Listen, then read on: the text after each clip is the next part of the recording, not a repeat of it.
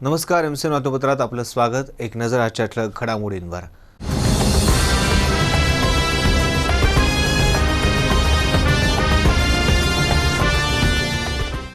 आंबेडकर भवन पाडणाऱ्यांवर वर्षभरानंतरही कारवाई नाही। निषेधासाठी दलित संघटनांचा आक्रोश मोर्चा।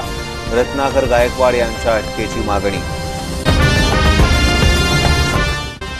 अखर्चित निधीवरून जिल्हा परिषद सदस्यात खदगत। अध्यक्षांकडून निधी वाटपात पक्षपातीपणा केल्याचा आरोप। मर्जीतल्या सदस्यांना जास्तीचा निधी। पावसानं दडी मारल्यानं शेतकरी चिंतेत। भाजीपाल्याचेही भाव कडाडले। सगळ्यांचं लक्ष वरुण राजाकडे।